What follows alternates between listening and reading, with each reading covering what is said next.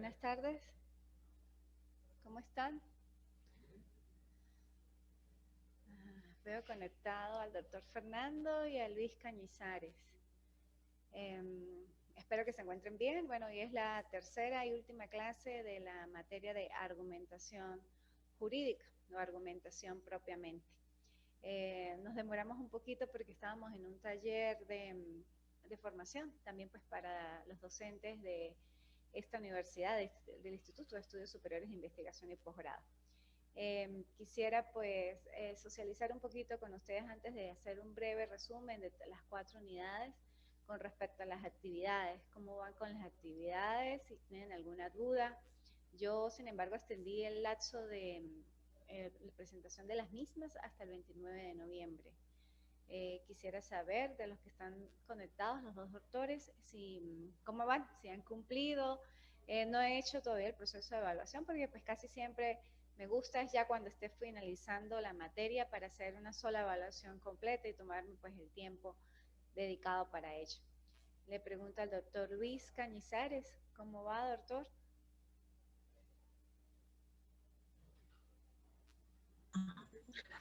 Buenos días, doctora. Bueno, ya buenas tardes. Eh, sí, seguimos avanzando con las tareas. Ajá. Es una asignatura que pues nos ha invitado a realizar nuevos conocimientos, a adquirir nuevos conocimientos y pues bueno, en mi parte estoy un poquito atrasado en los deberes, pero sigo continuándolos, sigo haciéndolos y estoy más que seguro que hasta la culminación de la asignatura, pues yo ya los tengo subidos todos. Reitero, es una asignatura que nos ha invitado a nuevos conocimientos, a adquirir nuevos conocimientos e impartirlos dentro de nuestra vida profesional. Perfecto, doctor. ¿Y se te ha hecho un poco complicado, o sea, en la presentación de las mismas, ¿sí? Sin embargo, como le indiqué, pues la presentación está hasta el 29 de noviembre. Cualquier cosa, pues no duden en comunicarse conmigo para ver si un día o máximo 2 días más, pues pudiera extenderlo. Pero bueno, lo importante es que ustedes cumplan y que puedan socializar y que puedan pues comprender la asignatura, ¿no? Y que, bueno, son procesos de refrescamiento también, ¿no? Sobre lo que es la argumentación, que es prácticamente del día a día. Eh, con respecto a eso, el otro doctor, Cañizares, ¿me quiere comentar algo? Buenas tardes, estimada doctora. Eh, un gusto saludarle. En Igualmente. relación a los deberes, los he cumplido ya en la mayoría. El último, el grabar el video sobre la reconstrucción de los hechos, creo que fue importante topar ese tema en vista de que en la vida diaria se va topando en el ámbito jurídico, en los problemas legales una parte importante que es un medio de prueba, el reconocimiento, ¿no? La reconstrucción de los hechos, que permite así facultar a las partes poder verificar cómo en sí se dio un acto delictivo. Entonces, eso es muy importante la materia. eh, Como vuelvo a reiterar, he combinado ya con los deberes y eso, doctor. Ok, perfecto, doctor. Bueno, me alegra de verdad pues que han ido interactuando y bueno, cumpliendo pues las actividades ya plasmadas dentro de la plataforma. Vamos a hacer un breve repaso pues de las unidades y me enfocaré pues ya prácticamente en la última, lo que es la reconstrucción de los hechos y brevemente las pruebas. Disponemos pues de 40 minutos aproximadamente. Si se llega a cortar la conexión es porque pues el tiempo se me agotó. Bueno, decíamos que la argumentación puede ser una exposición, ¿verdad? Oral o escrita, donde fijamos posición sobre un hecho particular o sobre un hecho que se está debatiendo en ese momento. La argumentación en nuestra vida diaria pues es de mucha importancia por cuanto pues es la forma de fijar hasta inclusive nuestros criterios y defenderlos y fijar posiciones con respecto a ese particular, ¿no? La argumentación, si bien es cierto, pues requiere de un proceso estructurado, requiere pues también del razonamiento, ese razonamiento lógico, inclusive pues matemático, de interpretación que cada ser humano tenemos. Cada razonamiento pues es individual Y esto se remonta desde la época inclusive de los griegos, de los sofistas, de los filósofos como tal. Pero la argumentación propiamente es esa exposición, esa disertación, tanto oral y escrita, que hacemos de un hecho en particular, fijando una posición o fijando una base, o fijando un criterio sobre ese aspecto. Que ese aspecto pues tiene que estar pues fundamentado, motivado, por decirlo de esa manera, una motivación pues particular que se hace también para ser exteriorizada en ese ámbito donde estamos desenvolviendo y que ese momento que sea exteriorizada, pues que también sea comprendida, porque no solamente es exteriorizarla, pero también tiene que hacerse llegar, hacerse sentir a través de esos de procesos inclusive de motricidad. A veces cuando yo estoy dando las clases, si bien yo muevo mucho las manos o puedo gesticular o puedo mover los ojos, eh, la forma inclusive como puedo hablar, si es dulce, si es fuerte, si es agresiva.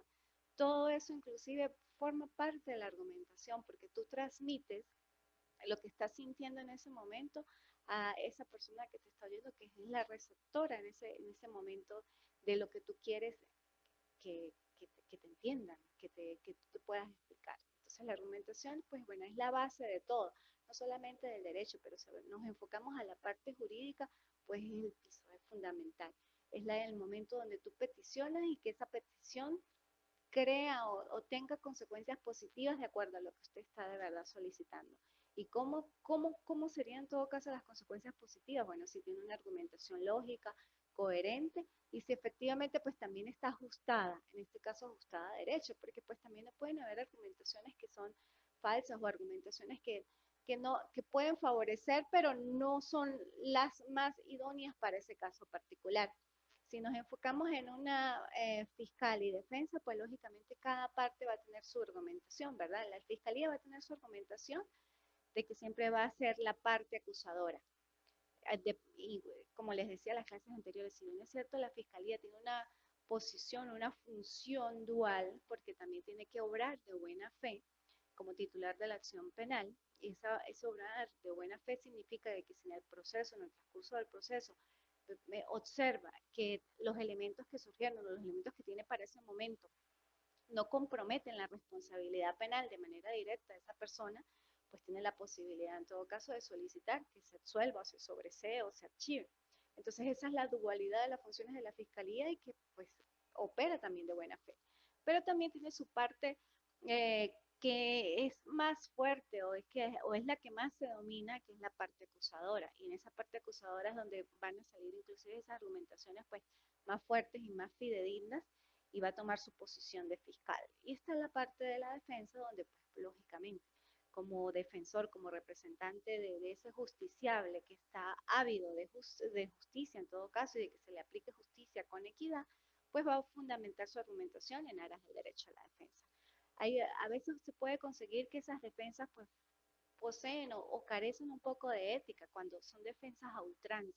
Entonces son argumentaciones que si bien es ciertas están basadas para representar o para alegar cuestiones propias de su defendido en aras de obtención de una absolución, también hay que ser conscientes que esas defensas no pueden ser a ultranza o esas argumentaciones no pueden ser a ultranza sobre la base de falacias o sobre la base de mentiras o sobre la base de engaños. O sea, siempre una argumentación considero que, o sea, la más fundamental, la más idónea es sobre la base de la verdad. Argumentaciones que sean lógicas, consecuentes y verdaderas. Que si bien es cierto, pueden, o sea, ustedes como defensores representar y sí, tienen que defender, porque ese es su puesto, si nos ponemos en el papel de la defensa, tratar de que esa defensa no sea ultranza, sino ajustada a derecho, ajustada a las líneas del proceso, con principios y valores arraigados para que efectivamente pues, o sea, se vea que hay justicia y equidad y que hay una representación idónea, pero una representación con conocimiento de derecho y con conocimiento también de los valores que a todos seres humanos debemos tener. Hay que tener en cuenta pues todos esos como aspectos determinantes en la sociedad, porque si bien es cierto, si nos vamos al plano de la defensa, vuelvo y le indico, ustedes están defendiendo, supongamos, a un homicida, pero también tienen que estar conscientes de que esa defensa tiene que ser ajustada. Si efectivamente yo sé que mi defendido o mi cliente cometió ese hecho delictivo, pues bueno, yo voy a defender y voy a argumentar todas mis pretensiones ajustadas, pues bueno, al bien común en todo caso, de tratar de que efectivamente pues el proceso sea lo más equitativo y justo posible. Y bueno, y si hay deficiencias en el proceso, pues decirlas también con argumentaciones propias. Pero sí, sin perder la vista de que todo en esta vida es justicia inclusive en el plano de la defensa. Entonces, por eso esas las argumentaciones tienen que ser coherentes, congruentes, con lógicas, pero basadas en principios de moralidad, en los valores del ser humano, no perder nunca ese punto de vista, eso tan importante que tenemos como seres humanos, que es respetar los derechos del otro, respetar sus creencias, sus opiniones y bueno, respetar inclusive, si es en el caso de tipos penales gravosos como el homicidio, el bien jurídico más protegido que tenemos, que es la vida. Entonces, defensas ajustadas al derecho, defensas ajustadas a los principios y valores que como ser humano tenemos. Recuerden siempre eso. Bueno, es mi sugerencia, ¿no? Mi humilde sugerencia. Si hablamos de las estructuras de las argumentaciones, bueno, sabemos que las argumentaciones siempre tienen una premisa estándar, generan una conclusión lógicamente, y que esa conclusión es la que se va a plasmar y dependiendo de la argumentación, pues bueno, va a tener un resultado siempre. Puede ser positivo o negativo, o a veces, como dicen muchos autores, los resultados son resultados, no son positivos, negativos, sino son resultados. Después también yo parto de esa idea, lógicamente que si nos vamos al plano de un juicio como tal, pues lógicamente si se condenaron a un imputado, el resultado va a ser negativo, tanto para el imputado como para la defensa, pero va a ser positivo para la fiscalía. Pero sigue siendo un único resultado, una decisión proferida por un juez, motivada, con base a inclusive argumentaciones pues propuestas por las partes y la argumentación propia que da el juez para motivar su decisión. Eso, pues, hablando, como eso ya lo indiqué en las clases anteriores, lo que es la argumentación, que lógicamente requiere un razonamiento, ese razonamiento que puede ser deductivo, inductivo, aductivo, pero que se basa lógicamente en la comprensión y en la lógica que tenemos como seres humanos y que está en la mente. Cuando nosotros argumentamos, hacemos un proceso lógico en ese momento.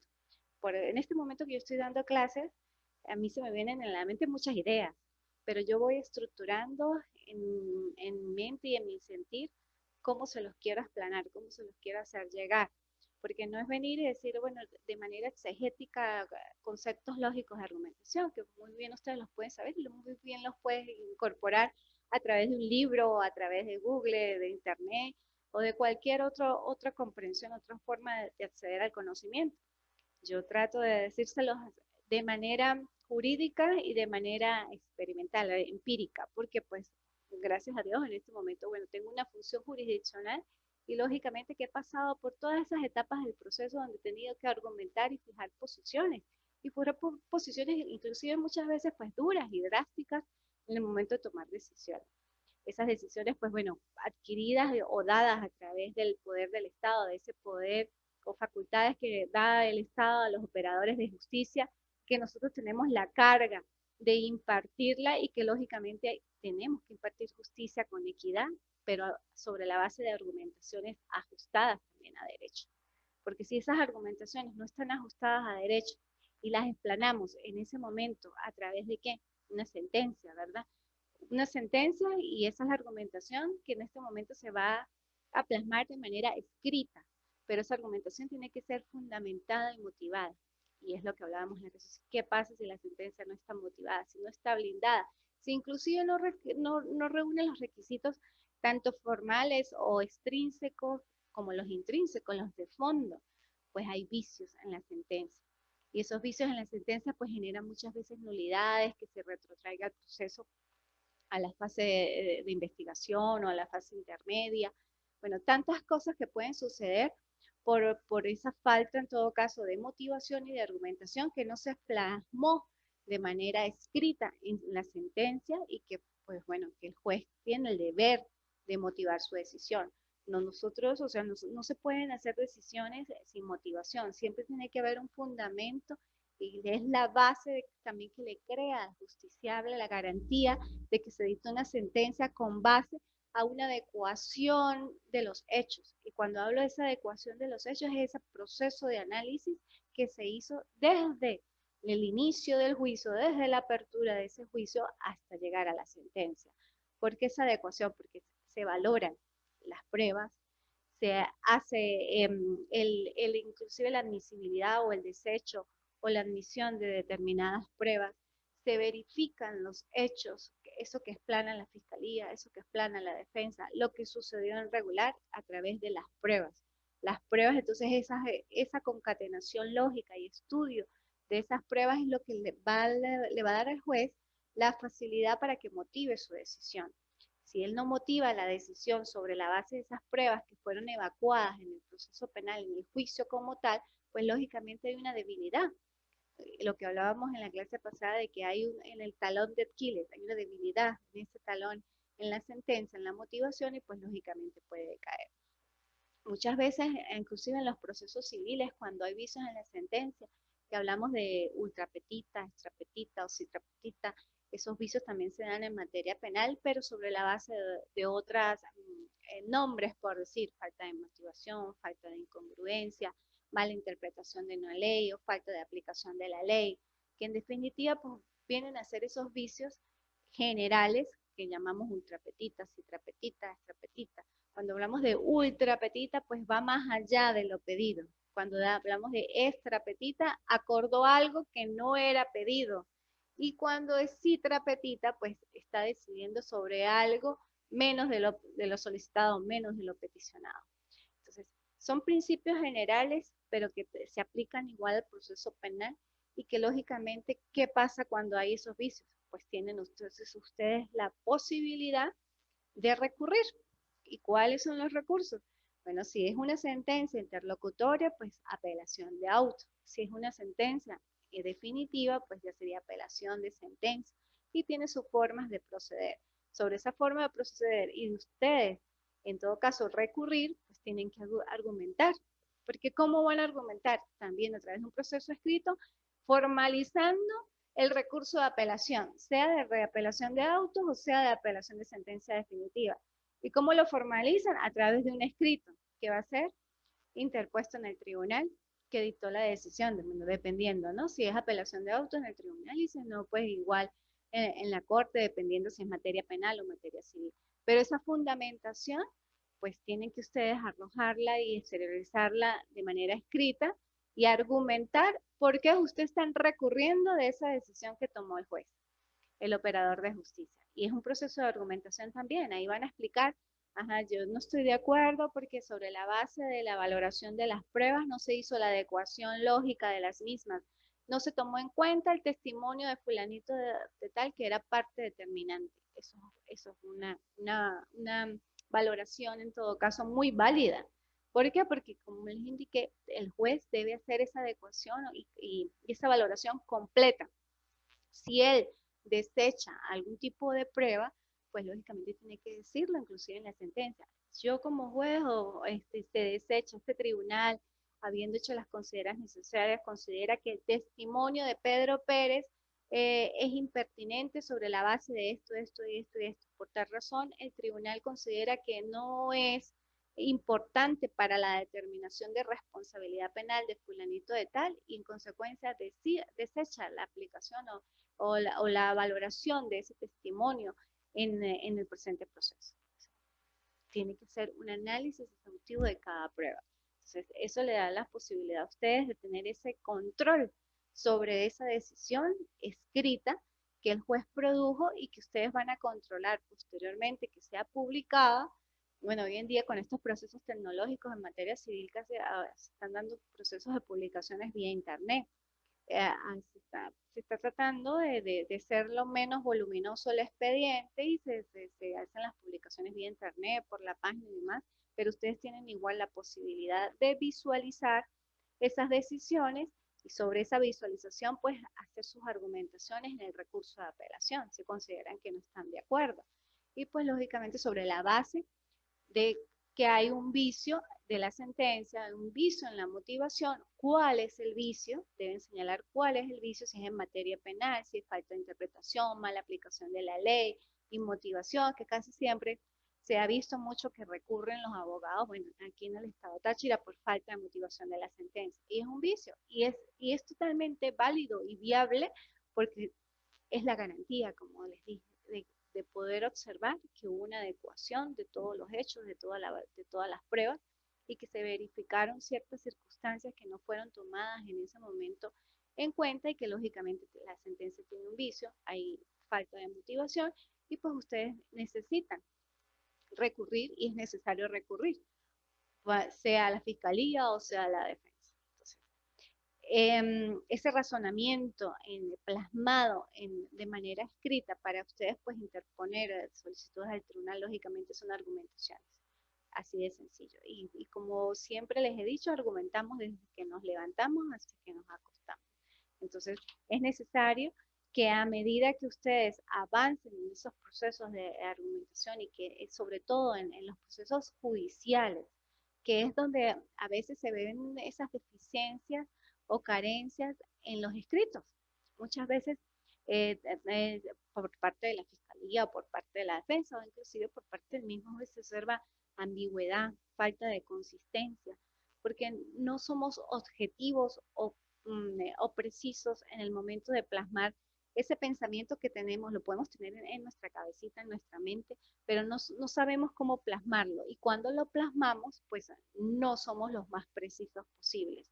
Entonces también hay que ser precisos, porque si usted a veces observa cantidad de argumentaciones y de recursos de, no sé, 20, 30, 40 hojas, pero al final no dicen nada, o lo que quieren decir es muy poco.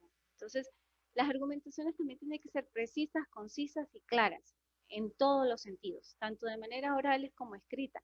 No hay que ponerse a tener tanta ambigüedad o decir tanto, o ser tan repetitivos para llegar a lo mismo. Es preferible que usted en un escrito de 2 o 3 hojas o cuartillas, pues exponga sus ideas, pero sean claras. ¿Por qué? Porque eso también le da la posibilidad al juzgador de saber, bueno, el doctor Cañizares quiere esto, esto y esto, ya sé. Entonces yo como juez yo voy efectivamente a decidir sobre esto, esto y esto y le da solución a esos puntos de manera concreta y eficaz. Tampoco se pone a divagar, a pensar qué es en realidad lo que quiere. Entonces, eso también debe haber, sobre todo en las argumentaciones escritas, eh, plasmada de manera estructurada. O sea, no ser tampoco esas argumentaciones tediosas de párrafos y párrafos, sino tratar de estructurar su escrito en capítulos, su petición, los fundamentos de hecho y de derecho, y lo que quiere en realidad, claro. Lógicamente haces una relación de los hechos sobre lo que sucedió, si es en el juicio, o sobre la síntesis de la decisión, los fundamentos de hecho, sobre la base de que usted está pidiendo si está recorriendo, está pidiendo que se le solucione los fundamentos de derecho que son muy importantes, el articulado, y la conclusión que prácticamente es lo que usted pide. Si son 3 aspectos, bueno, yo quiero que se le revise la medida cautelar a fulanito de tal porque hubo decaimiento de la misma. Solicito que él igualmente, como hay revisión de la medida cautelar, y esa medida cautelar la pueda materializar en la ciudad de Mérida, por cuanto en el estado Táchira ya no reside, y su familia, su apoyo familiar está en el estado de Mérida. Y bueno, que se libre, por decir, la boleta de libertad de manera inmediata una vez se materializa la medida cautelar. Entonces son los puntos y aspectos básicos. Entonces el juez va a verificar, bueno, me está pidiendo la revisión, que se materialice en el estado de Mérida y que sea efectiva la libertad en el momento que yo dicte la decisión. Entonces, pues lógicamente, si se da una medida cautelar y se materializaron todas las condiciones, pues es de ejecución inmediata esa boleta de libertad. Pero a veces hay que ser enfático. ¿Por qué? Porque muchas veces pues los sistemas penitenciarios, la parte administrativa, pues llega la boleta, hace el trámite, empieza a llamar, entonces el abogado, la familia se desespera y demás. Entonces, muchas veces, por eso les digo, hay que ser preciso en lo que se pide. Hablábamos también de esos vicios de la sentencia, bueno, la falta de motivación, el trapetita, la trapetita, la trapetita. Hablábamos no sé, de las falacias, que las falacias, pues bueno, son los engaños, las falsas argumentaciones, Cuando hablábamos, la falacia se da mucha parte o tiene relación con los sofistas, que eran filósofos griegos que pues argumentaban sus criterios o sus puntos de vista sobre la base de falacias, o sea, hechos que muchas veces podían ser considerados ciertos, pero que en realidad no lo eran. Pero era tanta su argumentación y tan fidedigna y tan fuerte, por decirlo de esa manera, pues que creaban en el público una situación de confianza y de seguridad y de que lo que estaba diciendo era real, cuando no era así. Por eso, por esa capacidad inclusive de poder manipular a través del verbo. Recuerden que el verbo, la palabra hablada o escrita, pero sobre todo la hablada, tiene poder. Eso es el poder que genera el modo de transmitirlo. Entonces, muchas veces por eso cuando los operadores de justicia, los políticos y demás hablan, tienen esa fuerza y tienen ese poder porque llegan al público. O sea, a mí me gusta de verdad que en el momento que yo esté explicando una clase, una ponencia, un congreso, pueda llegar a ese público que me está escuchando en ese momento y que pueda internalizar lo que yo quiero que tengan en sus mentes y en su conocimiento. Por eso es que el verbo es muy importante y sobre todo el hablado porque es la forma en que usted hace uso de todos sus sentidos, prácticamente la vista, ¿verdad? Lo que gracias a Dios podemos ver, el oído, la motricidad con que esa persona que está disertando habla y trata de hacerse llegar. Entonces, es el poder hablado. Muchos doctrinarios dicen esa la argumentación, cuando es oral es el poder hablado, que se hace sentir cuántas personas, y bueno, yo me imagino que ustedes también a veces sienten que los políticos tienen ese como don muchas veces de que hablan y tienen ese liderazgo de que hacen llegar a las personas su poder, su argumentación y convencen. Y al convencer, hacen adeptos a muchas personas de su ideología. Entonces, es una argumentación, es el poder hablado, materializado a través de ese verbo que hace que la gente lo siga. Y así en todo, inclusive en religión, en el estudio, en la parte académica y demás, porque atrae a través de su verbo a esas personas. Entonces, por eso la argumentación es tan importante en todos los medios, porque con usted con su verbo puede efectivamente llegar a un punto de dominar al público y de hacerle creer lo que usted quiera que crea en todo caso. Pero por eso les digo, no hay que perder de vista la línea de lo que usted quiere en la vida. O sea, siempre en el plano jurídico, ajustada a derecho, ajustada a los principios y valores. No hacer un mal uso de ese poder hablado o del poder escrito, porque bueno, también el poder escrito existe, es latente. Y eso también se ve en los libros, ¿verdad? Cuando ustedes a veces que leen, y no necesariamente temas jurídicos, sino leen una novela o un cuento de terror, una historia, lo que hace ese análisis, a pesar de que es una lectura de novela o tipo cuento, es una argumentación artística. Es una argumentación artística. Y este es el punto de argumentación artística porque es su fantasía, lo que plasmó en esa novela o en ese libro, en esa novela de terror, que muchas veces lleva a la persona que está leyendo a vivir lo que está allí leyendo, o sea, a sentir, oye, miren, a imaginarse los paisajes. Entonces también es el poder escrito.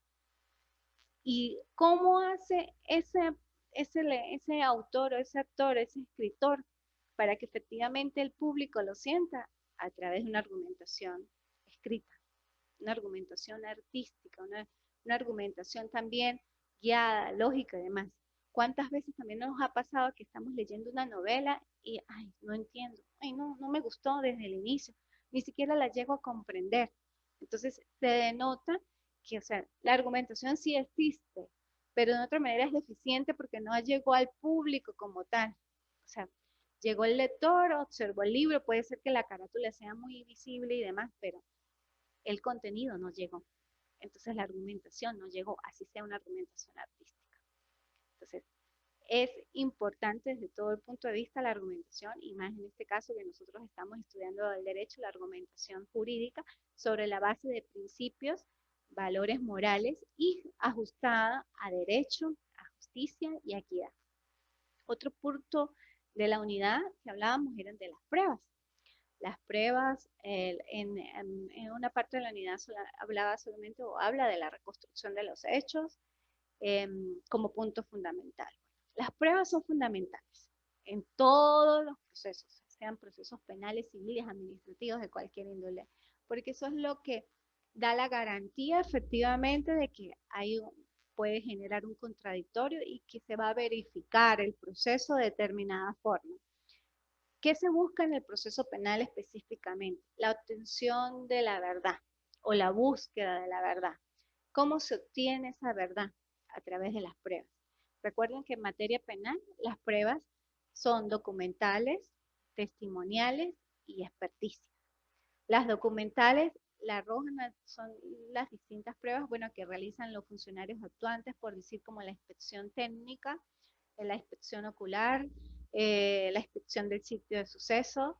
Esas pruebas pues quedan plasmadas en un acta sobre lo que está viendo el funcionario en ese momento de la comisión o posterior al hecho delictivo. Si por decir hubo un homicidio, pues se hace la inspección técnica del hecho y se verifica, era un lugar abierto, con luz natural, zona boscosa, bueno, toda la relación de lo que está describiendo donde se encontró, por decir, el cadáver de la persona allí ocisa. Entonces, es una prueba documental fundamentada o realizada por funcionarios expertos policiales, dejan constancia de que efectivamente ellos hicieron esa inspección, firman y es ingresada o incorporada al proceso como prueba documental. Lógicamente que esa prueba documental, la Fiscalía también la avala como testimonial con la participación de los funcionarios que levantaron esa inspección técnica y que de una otra manera la explanen o la expresen en el juicio con sus testimonios. Entonces pudiera decirse que es una prueba dual. Muchas veces se prescinden de las pruebas por decir, si el funcionario actuante fue, pero o sea, no se quiere leer la documental porque el funcionario actuante estuvo en el juicio y ratificó el contenido en firma de la inspección técnica, pues bueno, puede prescindirse de esa prueba documental porque ya está arrojada. O muchas veces igual se incorpora, bueno, se incorporó la prueba documental, se incorporó el testimonio que es fundamental. En todo caso, el testimonio es fundamental. Entonces, esas son las pruebas documentales, inclusive las pruebas anticipadas. Cuando hablamos de pruebas anticipadas, son todas aquellas que se consideran como actos irreproducibles o definitivos. Por decir, el testimonio de un testigo presencial es prueba determinante porque se considera que él es el que, una prueba directa, él determinó o él vio o él escuchó cuando ocurría tal hecho. Entonces, es una prueba determinante, pero si sucede que ese testigo, Dios no lo quiera, pues está en fase terminal. Tiene una enfermedad muy grave y en cualquier momento puede morir. Entonces, la fiscalía, pues, atendiendo para salvaguardar eso, considera que debe hacer una prueba anticipada y se toma la declaración de esa persona de manera anticipada al juicio, por eso se llama así, para después reproducirla en el juicio, porque esa persona efectivamente cuando llegó y se abrió el juicio ya no estaba con nosotros, ya había fallecido. Entonces se considera una prueba anticipada, se incorpora al proceso como prueba documental y se incorpora con su lectura. Entonces, la ciudadana secretaria se levanta y lee todo lo que se realizó en esa prueba anticipada, preguntas y respuestas, que muchas veces la hay, y se incorpora el proceso por su lectura y las partes pues están de acuerdo, lógicamente. Se tomó bajo la figura de prueba anticipada con todos los requerimientos que inclusive se hace para verificar que es una prueba anticipada y se incorpora el proceso por su lectura. Y la otra parte, pues bueno, las pruebas testimoniales, que son los testigos, los funcionarios policiales, los funcionarios aprensores, los actuantes y demás, que lógicamente tienen que incorporarse al proceso con la asistencia de ellos y ratificar qué fue lo que hicieron. Si fueron los funcionarios aprensores, pues lógicamente explanar en el juicio, bueno, yo fungí como funcionario aprensor, porque yo fui el que detuve a Pedro Pérez a las 8 de la noche en las inmediaciones de la Plaza Bolívar.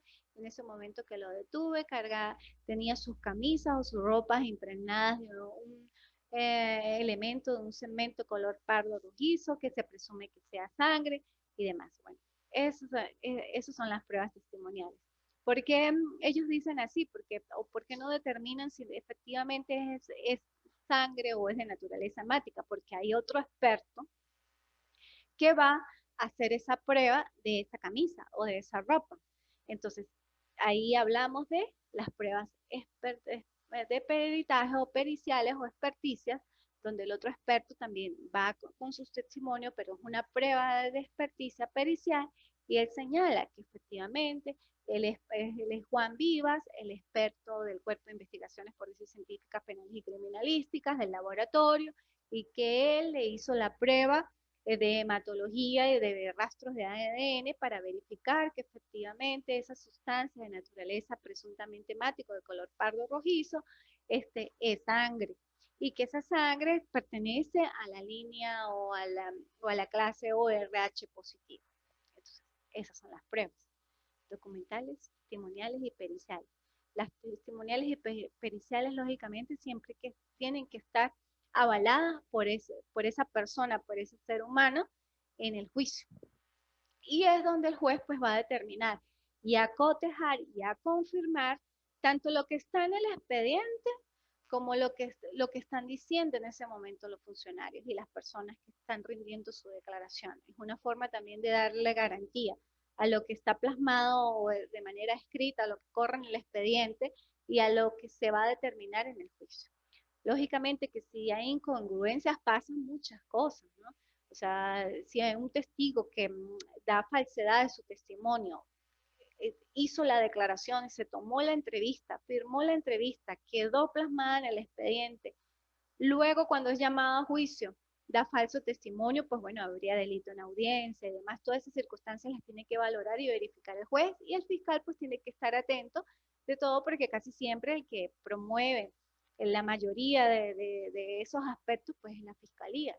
La defensa, si bien también tiene su oportunidad de presentar pruebas, muchas veces no presenta, sino se acoge al principio universal de la comunidad de la prueba. Muchas veces ustedes oyen, bueno, aquí en Venezuela pasa muy seguido, que dicen, me acojo al principio de la comunidad de la prueba y hago mías las pruebas presentadas por el fiscal del Ministerio Público. Cuando ella dice, hago mías las pruebas presentadas por el Ministerio Público, o sea, hay un control de la prueba por parte de la defensa, pero él no está presentando pruebas. O sea, él va mismo a las pruebas que presentó la fiscalía, con esas va a debatir sobre la inocencia de su defendido, su representado. Eso es lo que se llama el principio de la comunidad de la prueba. Entonces, en ese control de pruebas se verifican pues todas estas circunstancias y se hace esa separación en el momento de la motivación de la sentencia. ¿Cuáles son las pruebas documentales? ¿Cuáles son las pruebas testimoniales? ¿Cuáles son las pruebas periciales o de experticias? Y es donde el juez va a hacer la graduación, la valoración, la adecuación, la congruencia con coherencia de todo ese cúmulo de pruebas para emitir ¿qué? Al final una decisión. Y esa decisión pues, puede ser en materia penal, absolutoria o condenatoria. Y sobre la base de esa decisión que tome, sea absolutoria o sea condenatoria, pues lógicamente tiene que existir una motivación congruente y coherente sobre ese proceso. También cuando hablo de congruencia y coherencia es porque muchas veces se ha observado, somos seres humanos, y bueno, los jueces son seres humanos, que pues se cometen errores en transcripciones o se montan sentencias sobre otras sentencias y no hay como ese proceso de tener la importancia, de tener cuidado, pulcritud en el momento que yo estoy montando mi sentencia y dejo nombres o cosas de otra decisión. Entonces, eso es grave, ¿verdad? O sea, es grave porque, o sea, es una sentencia de un caso particular de Pedro Pérez, no es una sentencia de Pablo Ramírez, donde Pablo Ramírez se le acusó, se le condenó por robo agravado y Pedro Pérez es por homicidio.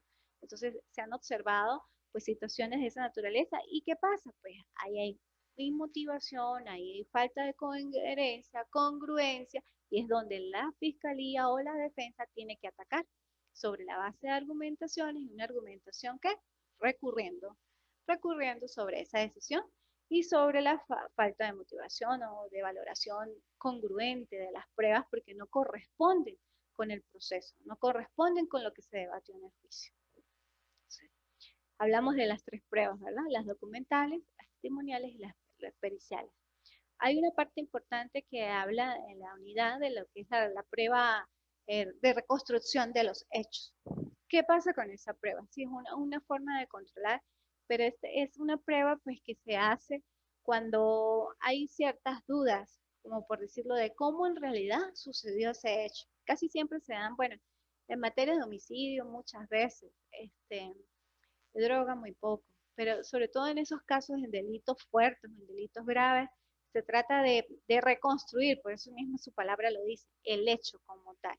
Entonces, las partes se apersonan al sitio del suceso, verifican las condiciones y tratan de adecuar más o menos lo que pasó hace un año, 2 años y demás en ese momento. Lógicamente que tiene que asistir el imputado, se hace la similitud de la víctima dependiendo de lo que sucedió y el imputado pues también tiene que, pues, es una forma hasta inclusive de defenderse, si efectivamente es inocente, pues él señala dónde estuvo, a qué hora, cómo se movilizó en ese trayecto. Entonces se reconstruye, o se trata de reconstruir el hecho y se deja plasmada en un acta sobre la base o para la base de que efectivamente va a ser luego explanada en el juicio y verificar lo que en un inicio se estableció en el juicio y lo que la fiscalía, si efectivamente fue lo que pasó.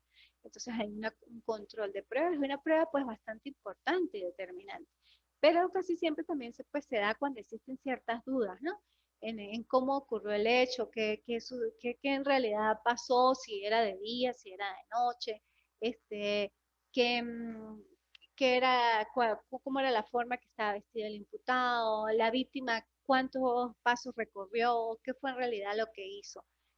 Se trata de reconstruir para pues darle también garantía al proceso y bueno, darle garantía al justiciable de que el proceso se está dando conforme a lo que sucedió, porque no hay que perder tampoco, como ya le dije, la línea de que el fin de la justicia, el fin del proceso penal como tal, es la búsqueda de la verdad, la obtención de la verdad sobre la base de ese bien común y de generar pues también garantía a la sociedad, una garantía de que se está emitiendo una decisión justa, con equidad, que se le está dando pues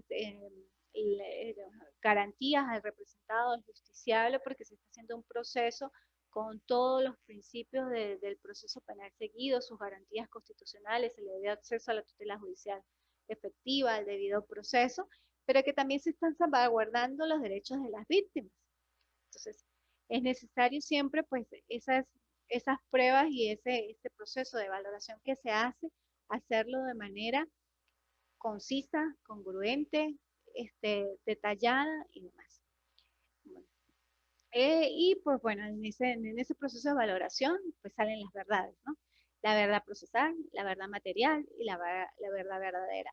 Que también, bueno, a medida que pues, el proceso como tal pues transcurre y que la obtención de la justicia o el fin del proceso penal es la obtención de la verdad, pues siempre va a salir, o se supone que debe salir y que debe salir es la verdad. Lo que hablábamos inclusive en la clase pasada, si hay dudas en el momento de dictar una decisión, pues lógicamente el juez tiene que ser observador de ese proceso y si él tiene dudas, pues no condene, o sea, aplica el principio indubio pro reo.